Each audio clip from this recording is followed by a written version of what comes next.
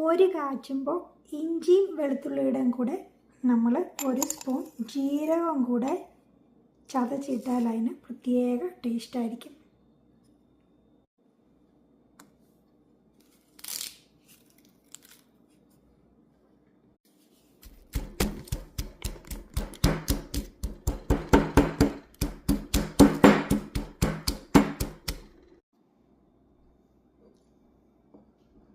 ഇഞ്ചി, വെളുത്തുള്ളി, ജീരകം, കറിവേപ്പില, പച്ചമുളക് ഇത്രയും ചതച്ച് വെച്ചിരിക്കുന്നു.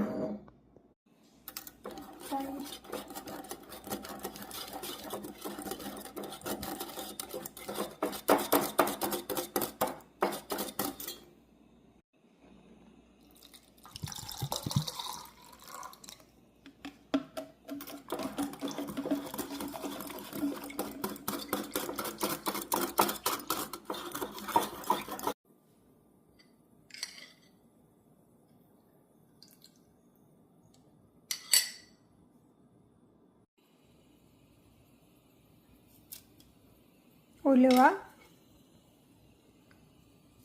കടുക്,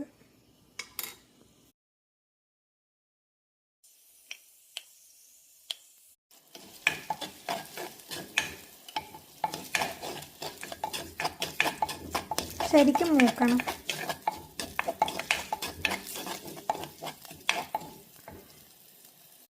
രണ്ട് മുളകിട്ടു, വറ്റൽ മുളക്. ഇതിനെ ശരിക്ക് മൂക്കണം.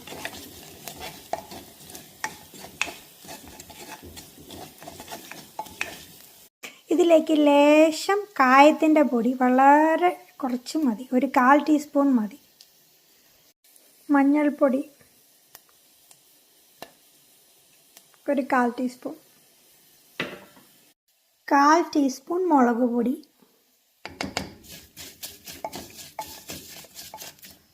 തൈര്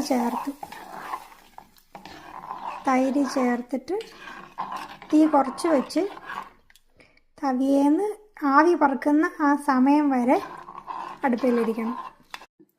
മോരിനകത്ത് ഇപ്പോൾ ഉപ്പിടരുത്, ഏറ്റവും ലാസ്റ്റ് അടുപ്പിൽ നിന്ന് വാങ്ങിയതിന് ശേഷം ഉപ്പിടാവുള്ളൂ.